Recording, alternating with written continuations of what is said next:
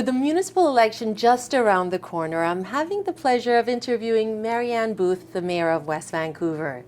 Thank you for joining us, Marianne. Thank you so much for having me, Azzy. You're very welcome.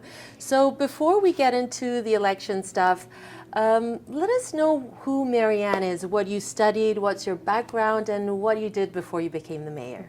Thank you. So I remember listening to your interview that you did with Aleph Magazine a year and a half ago, and you were talking about some of the issues that you were taking on, like climate change, traffic in West Van, housing. What have you done to get closer to these goals? So one of the things I think some people are concerned about is that the Lionsgate Bridge is the only way you can get to the North Shore from Vancouver. So are there any plans to expand the bridge or build new bridges? And also another of my special features is, I haven't seen it, but I can imagine makes it a heavenly ride, is the Starlight headliner that recreates the skylight, where it randomly generates shooting stars. Is that true? It's true. So there's 1,288 fiber optics individually sewn into the head. You want to see the Starlight headliner? Come on over. This recreates the night sky and it randomly generates shooting stars. It's just beautiful. And I mean, you can't get more luxurious than this. So this is the RR logo on the tire. They've used a special technology where it doesn't rotate. And then we have the Pantheon grill, which is handcrafted and makes it very special. And these are the two things that catches most of people's eyes, and you can tell, wow, that it's a Rolls Royce.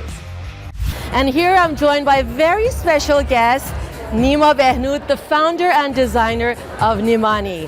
How are you, Nima? Very good, very good. Great. So I was really interested to find out what inspired you to launch your company. And I went through a few articles, and it said that you were silk screening on Persian motifs on canvas.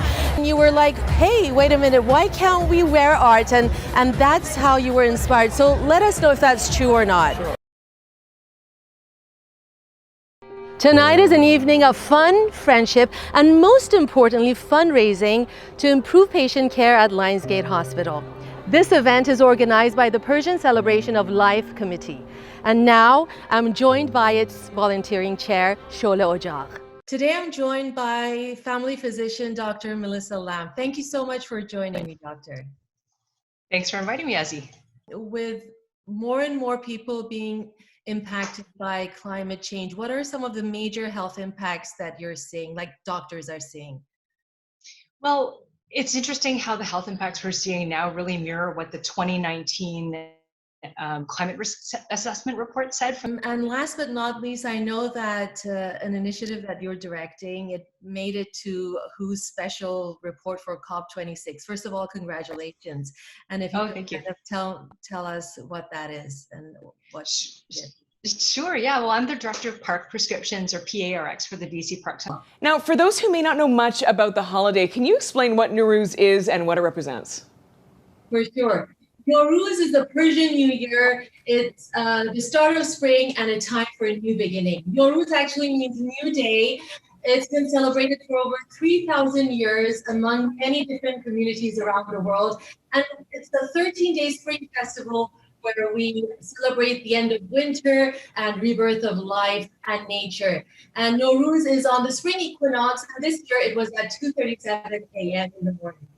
So we eat pomegranate, persimmon, watermelon, and they symbolize the crimson hue of dawn and the healthy glow of life. And watermelon, as we all know, it's packed with vitamin C, and it's meant to boost your immune system as we enter the colder months of the year.